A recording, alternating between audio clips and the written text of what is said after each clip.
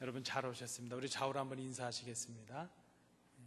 좀 환하게 인사하시겠습니다. 감사합니다. 오늘 우리가 함께 나누실 말씀 요한일서 이제 마지막 5장 부분입니다. 요한일서의 마지막 이 5장은 우리가 크게 두 부분으로 나눌 수가 있겠습니다. 오늘 함께 봉독하신 1절부터 12절의 말씀, 1절부터 12절의 말씀은 지금까지 말씀한 이 모든 가르침의 요약이라 이렇게 말할 수 있습니다. 핵심적인 요약의 부분을 먼저 했습니다. 그리고 13절부터 마지막 21절의 말씀은 요한일서 전체의 결론에 해당한다 이렇게 말할 수 있겠습니다. 1절부터 12절까지의 이 말씀은 그저 한마디로 요약하면 그리스도에 대한 믿음 그리고 사랑의 명령에 대한 순종 이렇게 나눌 수 있습니다. 오늘 그래서 제가 제목을 사랑과 믿음 이렇게 제목을 정해보았습니다. 여러분 우리가 사랑과 믿음 혹은 믿음과 사랑 또 소망 이렇게 말하는데 믿음과 사랑은 어떻게 보면 동전의 양면과도 같다 이렇게 볼 수 있겠습니다. 한쪽에서 보면 믿음인데 또 다른 쪽에서 보면 그것이 사랑일 수도 있고 또 그것이 소망일 수도 있다 이렇게 말을 할 수 있을 것입니다. 결론적으로 말씀을 드린다면 우리의 믿음이 사랑으로 증거가 되어야 진정한 믿음이 될 수 있다는 것이죠. 이 사도 요한은 어떤 사랑의 관점에서 지금 믿음을 이렇게 조망하고 설명했다 이렇게 볼 수 있습니다. 가령 예를 들면 사도 바울은 믿고 구원을 받는다는 그 원초적인 믿음의 관점에서 소망도 생각하고 사랑도 생각했다면 이 사도 요한은 어떤 그 사랑의 관점에서 그 믿음의 어떤 사랑의 근거가 될 수 있는 믿음을 지금 설명하고 있다 이렇게 볼 수 있다는 것입니다. 오늘 우리가 함께 봉독하신 이 본 단락의 큰 주제는 그래서 믿음이라 이렇게 말할 수 있습니다. 요한일서 전체는 지금 사랑에 관해서 말하고 있지만 그 사랑의 근거가 되는 혹은 첫 출발이 되는 믿음에 관해서 말씀을 하고 있다 이렇게 볼 수 있습니다. 이 믿는다는 단어가 피스티오라는 말입니다. 그 피스티오라는 말인데 요한일서 전체에서 이 믿음이라는 단어 혹은 믿는다는 단어가 그저 한 9번 정도가 쓰인 것으로 나타나는데 이 마지막 요약 부분에 와서 우리가 한 5번 정도의 이 단어가 쓰이고 있는 것을 찾아볼 수 있습니다. 하나님을 사랑하라 그리고 내 이웃을 내 몸과 같이 사랑하라 하신 이 하나님의 사랑, 하나님의 계명에 대한 실천은 믿음을 가진 자로부터 시작이 될 수 있다는 것입니다. 제가 이제 잠시 후에 구체적으로 본문을 통해서 설명을 드리겠지만 우리의 사랑의 근거는 믿음이 되어야 된다는 것입니다. 우리가 생각할 때는 믿음과 사랑이 별개의 것인 것 같습니다. 그저 예수 잘 믿는 사람도 사랑은 안 할 수 있고 그저 사랑 많은 사람도 믿음은 없을 수 있다 이렇게 생각하지만 그것은 잘못된 것이죠. 진정한 사랑은 예수를 그리스도로 믿는 믿음의 고백, 그 고백이 없이는 진정한 사랑이 있을 수 없다는 것입니다. 예수를 그리스도로 고백하고 믿는 그 믿음이 삶으로 이어진 것이 바로 사랑이기 때문입니다. 그래서 오늘 이 본문을 중심으로 제목을 제가 붙여보았는데요. 우리 성도들의 사랑의 근거가 되는 믿음에 관해서 요한일서에서 요약하고 있는 내용을 우리가 좀 정리해 보도록 하겠습니다. 첫 번째는 믿음이 무엇인가 하는 것이죠. 말씀드린 대로 사랑의 관점에서 사도 요한의 관점에서 바라보고 있는 믿음, 이것은 세상을 이기는 승리라 이렇게 사도 요한은 제목을 붙였습니다. 믿음이 무엇이냐? 이 땅에서 살아가는 연약한 우리들이, 하나님의 자녀된 우리들이 세상을 이길 수 있는 승리의 비결이 바로 믿음이라는 것이죠. 그리고 그 믿음은 구체적으로 하나님의 계명인 사랑을 행하는 것이라 이렇게 말할 수 있습니다. 믿음이 무엇이냐? 믿음은 세상을 이기는 승리라 이렇게 말할 수 있습니다. 세 가지로 정리를 했는데, 첫 번째, 믿음에 있는 사람은 하나님께로부터 난 사람이라 하는 것입니다. 1절에 그 말씀을 기록하고 있습니다. 믿음이 무엇이냐? 우리가 쉬운 것 같지만 정리한다는 게 쉽지 않습니다. 성경에 나타나는 개념들을 우리가 쉽게 정리한다는 게 쉽지 않습니다. 그런데 오늘 본문을 따라서 우리가 정리를 한다면 믿음이 무엇인가? 믿음은 예수를 그리스도로 믿는 것이라 말할 수 있습니다. 저를 한번 따라해 주십시오. 믿음이 무엇인가? 예수를 그리스도로 믿는 것이다. 감사합니다. 제가 정리한 것이 아니고 사도 요한이 그렇게 정리를 하고 있습니다. 우리가 생각하는데 믿음은 뭐 굉장한 고백 같고 뭐 기적을 행하는 것 같고 뭔가 좀 아주 뭐 특별한 게 보여져야 믿음이 있는 것이라 이렇게 생각이 들 수 있습니다. 그러나 믿음은 그게 아니라는 것입니다. 가장 바른 믿음, 우리가 꼭 갖춰야 될 가장 본질적인 믿음의 핵심은 무엇인가 하면 그 나사렛 예수를 하나님께서 보내신 하나님의 아들 그리스도로 믿는 것, 그것이 바로 믿음이라 하는 것입니다. 예수를 하나님의 아들로 고백할 수 있다는 것, 이것은 위대한 신앙입니다. 여러분, 제가 늘 말씀을 드리지만 늘 눈에 보이던 그 목수의 아들이었던 예수를 하나님의 아들로 고백하는 것은 쉬운 고백이 아니었다는 것입니다. 여러분, 우리가 잘 알고 있는 분들이 뭐 이렇게 큰 일을 맡거나 좀 뭐 이렇게 좀 이름이 날 만한 일이 되면 조금 이렇게 좀 부정하는 마음이 좀 있죠.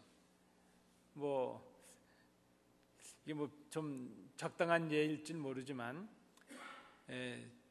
제 친구 중에 지금 저랑 친했던 이 고등학교 동창들이 대개 이제 회사에서 다 그저 대기업에 들어갔던 친구들은 거의 다 나왔습니다. 이제 50 초반 됐는데 회사에서 다 나가라 그런다는 겁니다. 지금 딱 한 명이 살아남아 있는데 한국의 그 별 3개짜리 기업에 지금 상무이사로 있습니다. 근데 그 친구들하고 연락하는데 보면 올해가 마지막인 것 같아 이렇게 얘기합니다. 그런데 아직까지 좀 살아남아 있습니다. 그런데 이 일반 회사에서도 우리가 생각할 때에 이렇게 뭔가 역할을 하고 큰 일을 맡게 되면 친구들이 처음으로 하는 말이 그겁니다. 아이, 그 친구 학교 다닐 때 나보다 공부도 못했는데 그런 일을 하게 됐다고.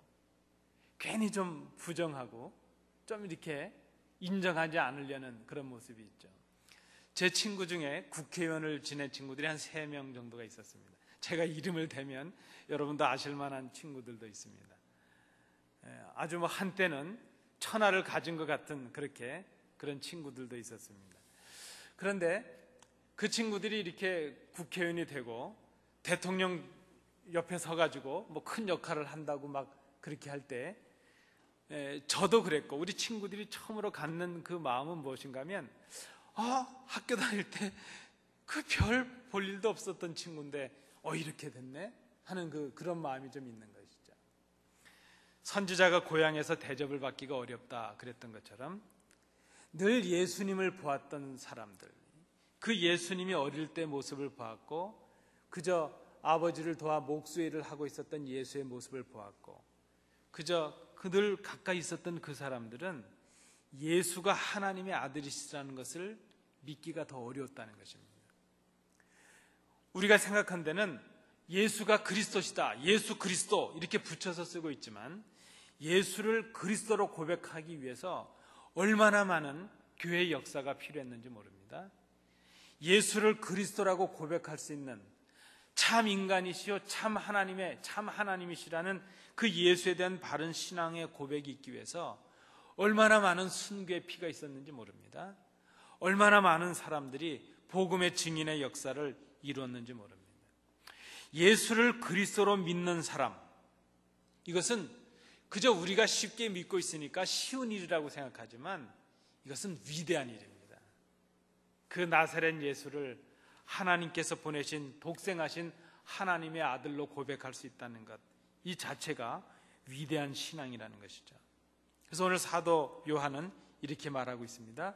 그 예수를 그리스도로 고백하고 믿을 수 있는 사람, 그 사람은 하나님께로부터 난 사람이라 그렇게 말하고 있습니다. 그것은 다른 말로 하면 우리가 하나님의 자녀가 되었다는 것이죠. 예수를 그리스도로 고백함으로 죄 사함을 받고 하나님의 자녀가 되는 그런 권세를 누리게 되었다는 것입니다. 하나님께서는 죄의 자녀였던 우리를 예수 그리스도의 그 대속의 피로 인해서 용서해 주시고 우리를 하나님의 자녀로 삼으셨습니다. 그래서 이제 우리는 하나님께로부터 새로운 지음을 받은 사람이죠. 하나님께서 우리를 낳으신 아버지가 되셨다는 것입니다. 그래서 믿음에 있는 사람, 예수를 그리스도로 고백하는 사람, 그 사람은 하나님께로부터 새로 난 사람입니다. 사도 바울의 표현에 빌리자면 새로운 피조물이 되었다, 이렇게 말할 수 있습니다. 이것이 바로 사랑과 믿음의 근거가 되는 것이죠. 하나님께로부터 새로 지음받은 사람입니다. 거듭났다는 것입니다. 중생했다는 것이죠. 우리가 혈육으로 어머님의 모태로부터 태로부터 태어나게 되지만 이제 하나님께로부터 새로운 의인으로, 새로운 피조물로 새로 지음을 받은, 그래서 믿음에 있는 사람은 하나님께로부터 난 사람이라는 것입니다. 자, 두 번째입니다. 두 번째는 3절부터 보시겠는데요. 믿음에 있는 사람은 그래서 하나님을 사랑한다는 것입니다. 저를 한번 따라서 읽어주십시오. 믿음에 있는 사람은 하나님을 사랑하는 사람이다. 여기서 믿음이라는 것은 무엇입니까? 예수를 그리스도로 고백하는 사람이라 그랬습니다. 예수가 하나님의 아들이시라는 것을 믿는 사람, 그것은 우리로 하여금 하나님의 자녀가 되는 은혜를 누리게 해준다 그랬습니다. 아버지는 자녀들을 사랑하십니다. 여러분, 자식을 사랑하지 않는 아버지가 없습니다. 그래서 주님께서도 그렇게 비유를 하셨지 않습니까? 아무리 악한 아버지를 할지라도 자식이 떡이 먹고 싶습니다. 그런데 돌을 집어줄 아버지가 있겠느냐? 아들이 생선이 먹고 싶습니다. 그러는데 먹지도 못하는 뱀을 잡아줄 아버지가 있겠느냐? 이렇게 세상에 악한 아버지를 할지라도 그런데 하물며 하늘에 계신 너희 아버지께서 하나님께서 우리를 얼마나 사랑하셨는지 독생하신 그 그리스도를 십자가에 죽이시기까지 그렇게 우리를 용서하시고 사랑하셔서 우리를 하나님의 자녀가 되게 해주셨다는 것입니다. 왜 우리를 자녀 되게 해주셨습니까? 하나님께서 우리를 사랑하셨기 때문입니다. 그래서 사도 요한은 지금 이 믿음이라는 것을 사랑의 관점에서 보는 것이죠. 하나님께서 사랑하셨기 때문에 믿는 너희들을 하나님께로부터 새로 지음받은 새로운 피조물이 되게 하셨다. 믿음에 있는 너희들을 사랑해 주셨다. 너희가 그 아들 예수를 그리스도로 고백하기 전에 태초로부터 너희를 택해서 너희를 사랑해 주셨다는 것입니다. 믿음에 있는 자를 하나님께서 사랑해 주셨습니다. 자, 아버지가 자녀들을 사랑합니다. 그러면 자녀들도 아버지를 사랑하는 것이 마땅한 일이라는 것이죠. 하나님께서 우리를 사랑하신 것, 그것은 독생자를 통해서 우리의 죄를 사하시고 우리를 구원하시고 우리를 당신의 자녀로 삼으신 것이라 그렇게 말씀을 드렸습니다. 그렇다면 우리를 향하신 하나님의 사랑은 독생자를 통해서 그렇게 나타났는데, 십자가를 통해서 그렇게 나타났는데, 하나님을 향한 우리의 사랑은 어떻게 나타날 수 있느냐 말이죠. 지금 사도 요한이 그것을 말씀하려고 하고 있습니다. 하나님을 향한 우리의 사랑은 어떻게 날 수 있느냐, 어떻게 나타날 수 있느냐, 그것은 오늘 3절 말씀에 있는 대로 하면 믿음에 거하는 자가 되는 것이요, 믿음에 거하는 자, 그 아들을 예수 그리스도로 고백하는 사람이라면 그 하나님의 맡기신 계명을 지키는 것이라 그랬습니다. 그래서 3절 말씀에 보면 하나님을 사랑하는 것은 이것이니 우리가 그의 계명들을 지키는 것이라 그랬습니다. 여러분, 하나님을 사랑하시길 원하시죠? 하나님을 사랑하셔야 되겠습니다. 우리를 향하신 하나님의 사랑이 너무나도 크니까 우리도 하나님을 좀 사랑해야 되겠습니다. 어떻게 사랑할까요? 하나님의 말씀을 지키는 것이죠. 여러분, 사랑하면요, 그의 말을 지켜주고 싶습니다. 그런 경험이 없으셨습니까?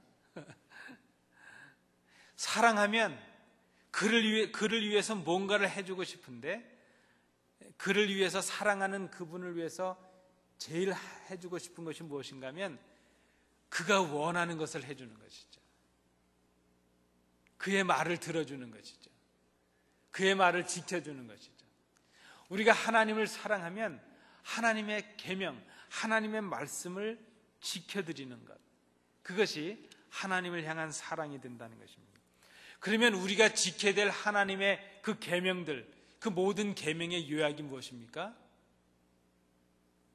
서로 사랑하라 하는 것입니다. 서로 사랑하라 하는 것입니다. 오늘 그 말씀에 보면, 3절 말씀에 보면 이 계명들은 무거운 것이 아니라 말합니다. 당시에 이 율법주의자들은 이런저런 계명을 만들고 항목을 만들어서 아주 사람들의 짐을 무겁게 만들었습니다. 어깨를 무겁게 했습니다. 그 계명들을 지키는 것 자체가 짐이 되고 말았습니다. 그런데 우리 인간의 능력과 힘으로 지킬 수 없는 그 모든 계명의 요구들을 그리스도께서 십자가에서 단번에 이루어 주셨습니다. 이제 우리가 할 일은 그저 주님을 따라가면 되는 것이죠.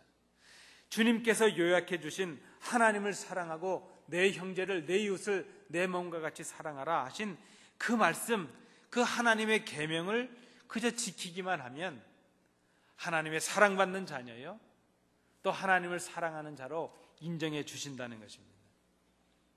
믿음에 있는 사람은 하나님을 사랑하는 사람이 되는 것이죠. 자, 세 번째입니다. 믿음에 있는 사람은 하나님께서 낳으신 다른 사람들도 사랑하게 된다는 것입니다. 아들을 예수를 그리스도로 고백하는 믿음이 있었습니다. 그 믿음에 있는 자는 그 믿음을 가능하게 하신 하나님을 사랑하는 사람이 되었습니다.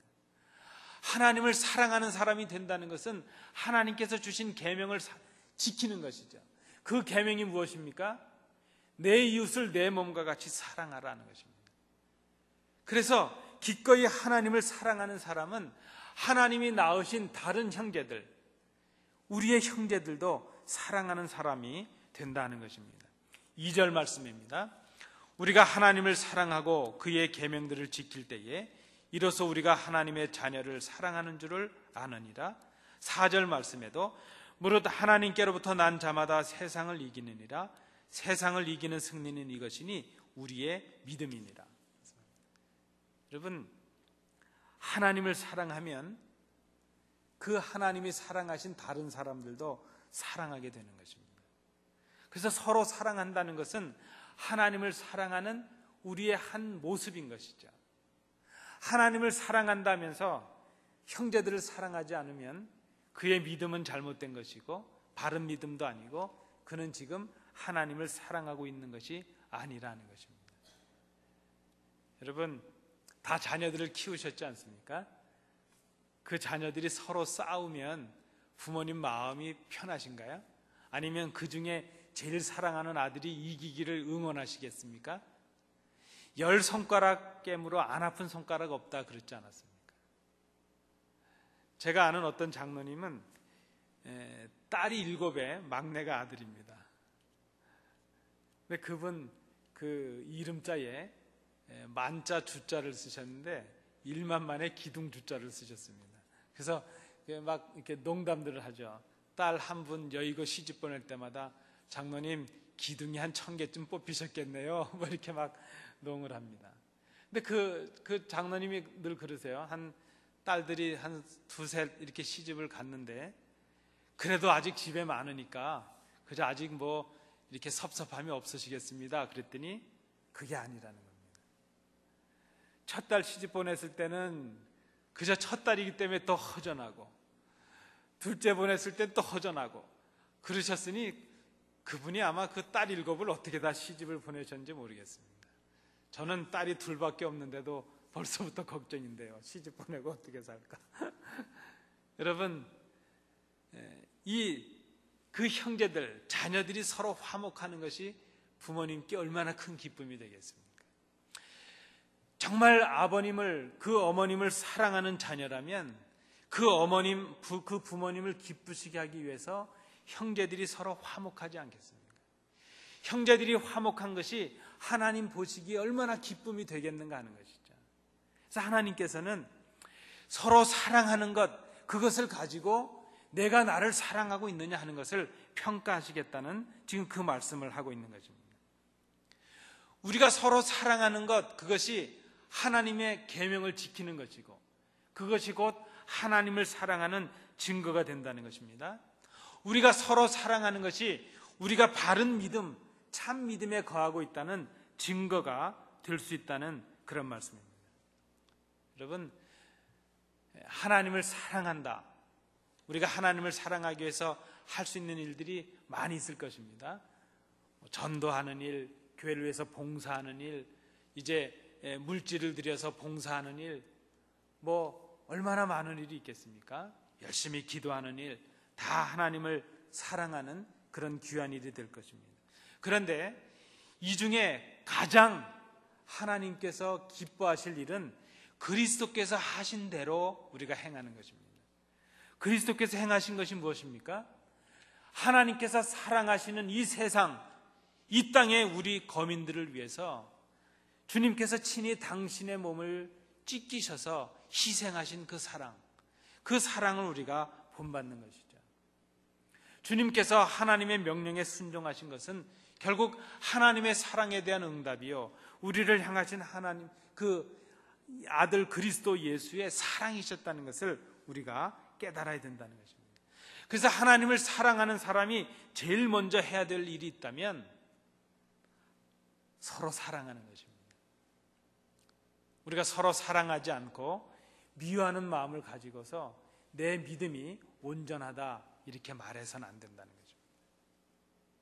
나는 뭐 겉으로 말로서 형제에 대해서 욕한 적도 없고 저주한 적도 없고 비난한 적이 없다. 그러나 주님은 너의 마음이 어떠하냐? 그것을 살피십니다. 마음으로 미워하는 것, 마음으로 시기하는 것, 마음으로 욕하는 것, 마음으로 살인하는 것, 이 모든 것들이 다 그저 몸으로 행한 것과 다를 바가 없다. 주님께서 그렇게 말씀하십니다.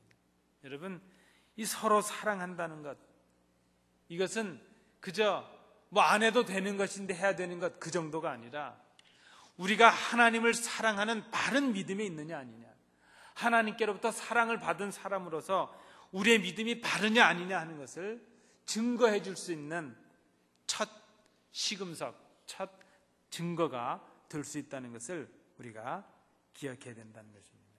믿음에 있는 사람은 하나님께로부터 난 사람입니다. 하나님께로부터 난 사람은 하나님을 사랑하는 사람입니다. 하나님을 사랑하는 사람은 하나님께서 사랑하신 다른 사람들도 사랑할 수 있는 사람이 되어야 된다는 것입니다. 여러분, 우리가 살아가는 이 땅은 미움과 분쟁이 가득한 세상입니다. 이 세상에서 우리가 어떻게 승리할 수 있겠는가? 하나님께서 우리에게 직접 보여주신 그 희생적인 사랑을 우리가 그대로 본받아 가는 것이죠. 결국 사랑으로 이기는 그 승리가 진정한 승리라는 것을 오늘 본문이 말씀하고 있습니다. 그것이 바른 믿음이라는 것입니다. 믿음과 사랑은 떼어질 수 있는 것이 아니라는 것이죠. 하나님을 향한 믿음은 성도들을 향한 사랑으로 나타날 때에 그 믿음이 진정한 믿음이라는 것을 말씀하고 있습니다. 세상에서 너희가 환난을 당하나 담대하라, 내가 세상을 이겼노라. 주님께서 하신 말씀입니다. 사도 바울도 로마서에서 이렇게 말씀합니다. 악에게 지지 말고 선으로 악을 이기라.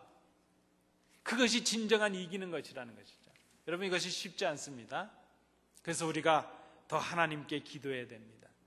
하나님, 내 믿음을 사랑으로 증거할 수 있는 그런 용기를, 그런 담대함을, 그런 인내를 저에게 허락해 주옵소서.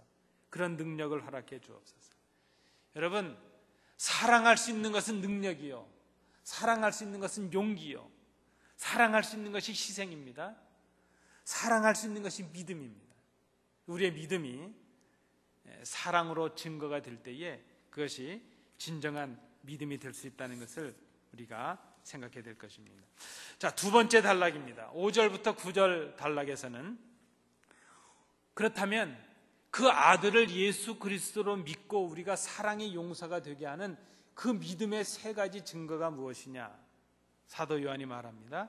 세 가지 증거가 있는데 물과 피와 성령님이라는 것이죠.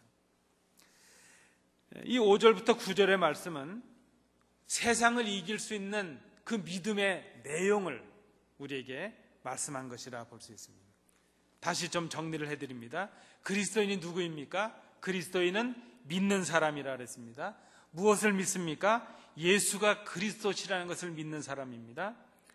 그렇게 믿는 사람들은 사랑을 온전히 행하는 사람이 되고 그 온전히 행하는 사랑으로 세상을 이기는 사람들이 될 수 있다는 것입니다. 바로 예수께서 하나님의 아들이심을 믿는 자, 우리가 어떻게 그 나사렛 예수가 하나님께서 보내신 아들이시라는 것을 믿을 수 있느냐? 그 증거가 세 가지가 있다는 것입니다. 물과 피와 성령님입니다. 자, 물과 피로 임하셨다. 이것은 뭘 의미할까요? 어떤 분들은 물은 예수님께서 이 땅에서 세례 요한에게 받으신 물 세례를 의미한다 이렇게 말하고, 피는 뭘 의미할까요? 그리스도께서 십자가에서 대속의 죽음을 죽으신 것, 그것을 상징한다 이렇게 말합니다. 그래서 이 물과 피를 좀 더 우리가 요약적으로 말씀을 드린다면 이것은 예수님의 이 땅에 오심과 성육신과 십자가의 죽으심, 우리를 위한 대속의 죽음을 상징하는 것이라 말할 수 있습니다. 그렇다면 그 아들 예수가 이 땅에 직접 오셨고 또 죽으셨고 부활하셨다는 그 사실, 역사적인 사실을 이 물과 피가 증거하는 것이라 이렇게 말할 수 있습니다. 사도 요한이 왜 물과 피라는 이 단어를 통해서 그 하나님의 아들이신 예수가 친히 육체를 입으셨던 참 인간이시요 참 하나님이시라는 것을 왜 증거하려고 했을까? 그것은 이 당시에 있었던 교회를 거짓으로 가르쳤던 영지주의자들 때문입니다. 특별히 가연설주의자들이죠. 그들은 예수의 그 몸을 하나님의 영이 가지고 이제 끌고 다녔다는 것입니다. 예수가 세례를 받을 때 그때 하나님의 영이, 그 아들의 영이 임했다가 예수께서 십자가에 죽으실 때 그 영이 빠져나갔다 이렇게 말합니다. 예수의 신성을 부인하는 것이죠. 이것은 잘못된 것인데 여기에 반해서 세례 요한은 바로 그 인간의 몸을 입으셨던 예수, 세례 요한에게 세례를 받으셨던 그 예수, 십자가에서 피를 흘리셨던 그 예수, 그 물과 피로 증거된 그 예수가 바로 하나님의 아들이셨다. 그 예수가 참 인간이요 참 하나님이셨다는 것을 증거하고 있다는 것입니다. 그래서 지금 물과 피의 증거라는 것을 말하고 있습니다. 그리고 이 물과 피의 그 그리스도의 역사를 증거해 주시는 분이 바로 성령님이십니다.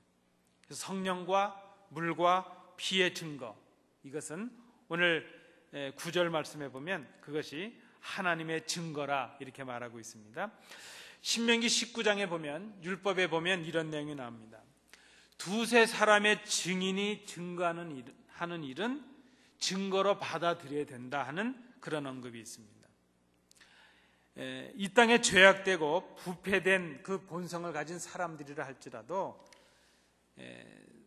증인이 셋 정도가 된다면 그것을 합당한 증거로 받아들이는 것처럼 예수가 그리스도라는 증거가 물과 피와 성령님, 이 하나님의 증거가 분명히 있다고 한다면 그 증거를 바른 증거로 받아들여야 된다는 것이죠. 그것이 바로 하나님의 증거를 받아들이는 것이 된다는 것입니다. 가장 확실한 증거는 바로 성령님께서 증거해 주시는 진리이신 그리스도이시죠. 말씀이 육신을 입고 이 땅에 오셨던 그 진리이신 그리스도가 바로 우리가 신앙하고 있는 그리스도시라는 참 증거가 된다는 것입니다. 그래서 예수님, 그 진리 자체이신 예수님을 믿는 것, 그분의 말씀에 순종하는 것, 그것이 바로 믿음의 시작이요, 그 믿음이 곧 예수 그리스도에 대한, 또 하나님에 대한 사랑으로 증거가 되어야 된다는 것을 말씀하고 있습니다. 로마서 10장 17절 말씀에도 보시면 믿음은 어디에서 나며 그랬죠? 들음에서 나며, 들음은 그리스도의 말씀으로 말미암았다 그랬습니다. 물과 피와 성령이라는 이 증거의 요약이 바로 그리스도시요 말씀이죠. 여러분, 우리가 어떻게 믿음을 갖게 됩니까? 어떻게 그 예수가 하나님의 아들이시라는 것을 믿게 됩니까? 말씀을 통해서 믿게 되는 것이죠. 그 말씀이 우리 가운데 역사하게 될 때에 성령님께서 우리에게 감동과 감화를 주십니다. 그래서 그 예수를, 우리가 얼굴도 보지 못한 그 예수를, 그 2000년 전에 계셨다는 그 예수를 오늘 이 시간에도 그리스도로 고백하고 믿을 수 있게 됩니다. 이것이 바로 하나님께서 우리에게 주시는 내적인 증거라 이렇게 말할 수 있을 것입니다. 자, 마지막 세 번째입니다. 10절부터 12절 말씀에 믿음, 마지막으로 정리를 한다면 믿음은 결국 하나님의 증거라 이렇게 말할 수 있습니다. 두 가지로 정리를 했는데요. 10절 말씀을 보시면 첫 번째는 하나님의 증거는 아들에 관한 것이라 그랬습니다. 물과 피와 성령님의 그 모든 증거, 그것이 곧 아들에 관한 것이죠. 우리 믿는 자들에게 주신 믿음의 증거는 이 땅에 오셨던 예수님의 삶과 죽으심 그 자체, 예수님의 삶 자체가 우리에게 주신 하나님의 증거라 말할 수 있습니다. 결국 예수를 그리스도로 믿는 믿음은 하나님께서 독생자를 세상에 보내셨다는 것을 믿는 것입니다. 그 아들, 그 예수가 하나님께서 보내신 하나님의 아들이시라는 것을 믿는 것, 그 하나님의 증거를 받아들이는 것, 하나님의 증언, 그 하나님의 역사를 그저 우리가 오늘 순종함으로 받아들이는 것, 그것이 바로 믿음이라는 것입니다. 여러분, 예수는 하나님께서 우리에게 보내신 증거입니다. 하나님께서 우리를 사랑하신다는 증거입니다.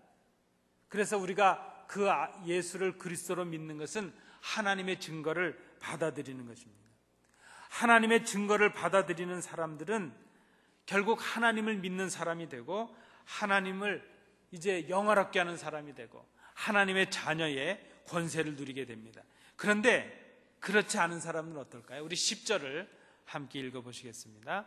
10절입니다. 하나님의 아들을 믿는 자는 자기 안에 증거가 있고 하나님을 믿지 아니하는 자는 하나님을 거짓말하는 자로 만드나니 이는 하나님께서 그 아들에 대하여 증언하신 증거를 믿지 아니하였습니다. 여러분, 우리가 예수를 그리스도로 믿지 않는다면 하나님을 거짓말쟁이로 만드는 것입니다. 그러나 우리가 하나님께서 보내신 그 예수를 그리스도로 믿게 되면 하나님의 자녀가 되는 그런 귀한 은혜를 누리게 되는 것이죠. 자, 마지막 두 번째입니다. 11절부터 12절을 말씀해 보면 그 아들을 보내신 하나님의 증거는 우리에게 영생을 준다는 것입니다. 영원한 생명을 주는 것입니다. 그 11절의 말씀에 보시면 11절은 9절에서 언급했던 하나님의 증거의 내용을 다시 반복하고 있습니다. 그 내용이 무엇입니까? 하나님께서 믿는 자들에게 영생을 주신 것, 그 생명이 그리스도 안에 있다는 것입니다. 이 말은 무엇입니까? 그리스도를 믿는 자에게만 하나님께서 주시는 영생의 선물이 주어진다는 것입니다. 여러분, 그래서 우리 육신도 참 중요합니다. 왜 중요한가 하면 우리가 육신의 생명을 가지고 있는, 이 목숨을 가지고 있는 동안 예수를 그리스도로 믿을 수 있는 기회가 주어지기 때문입니다. 그래서 우리가 살아가는 이 한평생이 우리의 삶이 참 중요합니다. 우리의 호흡이 끊어지면 기회가 없어지는 것이죠. 우리가 이렇게 호흡이 있을 때에 예수를 그리스도로 고백하는 믿음을 가질 수 있고, 그렇게 하나님께서 보내신 증거인 그 아들을 그리스도로 고백하는 그 믿음을 가질 때만이 하나님께서 주시는 영원한 생명, 하나님의 나라에 이르는 생명을 우리가 갖게 된다는 것입니다. 이 영생, 하나님께서 주신 그 그리스도, 하나님의 증거인 그리스도를 믿는 자들에게 주시는 그 영생이 하나님께서 주시는 선물이라 말할 수 있습니다. 그래서 예수를 하나님의 아들로 고백하고 믿는 자는 생명이 있습니다. 그러나 하나님의 아들이 없는 자, 그 아들을 그리스도로 고백하지 않는 자에게는 생명이 없다는 것입니다. 12절의 말씀이 바로 그 말씀입니다. 제가 한번 읽어드립니다. 아들이 있는 자에게는 생명이 있고, 아들을 그리스도로 고백하고 믿는 자는 생명이 있고 영생이 주어지고, 하나님의 아들, 그 예수를 하나님의 아들로 믿지 않고 고백하지 않는 자들에게는 영생이 주어지지 않는다는 것입니다. 여러분, 말씀을 맺도록 하겠습니다. 우리가 이렇게 애써서 예수를 믿고자 하는 가장 큰 목적이 무엇입니까? 그것은 영생을 얻기 위함입니다. 사실 우리가 이 땅에서 좀 더 행복하게 살려고 예수 믿는 것은 아닙니다. 우리가 예수를 믿는 최종적인 목적이 있다면 하나님의 나라에 가는 것입니다. 그곳에서 하나님과 함께 천군 천사와 함께 영원토록 왕노릇하는 것, 영생의 그 복을 받는 것, 그것이 우리가 예수를 믿는 목적이라 말할 수 있습니다. 그런데 우리가 그 예수를 지금 바르게 믿고 있느냐 하는 증거를 어떻게 보여줄 수 있느냐 하는 것이죠. 여러분, 우리의 믿음이 바른가 아닌가 하는 것을 어떻게 알 수 있겠습니까? 우리의 참 믿음은 오늘 사도 요한의 결론에 의한다면 하나님을 사랑하는 그 사랑, 하나님의 계명을 지키는 그 순종으로 증거가 되어야 된다는 것입니다. 그리고 그 계명을 지키는 가장 큰 것이 무엇인가 하면 형제를 사랑하는 것이라는 것입니다. 말씀드린 대로 우리의 믿음은, 사랑은 동전의 양면과도 같습니다. 참 믿음은 예수를 그리스도로 믿는 것을 말합니다. 그리고 그 믿음은 하나님을 향한 사랑, 곧 이웃을 향한 사랑으로 증거가 될 수 있어야 된다는 것입니다. 이것이 오늘 사도 요한이 믿음과 사랑을 함께 설명해 주고 있는 이유라 말할 수 있습니다.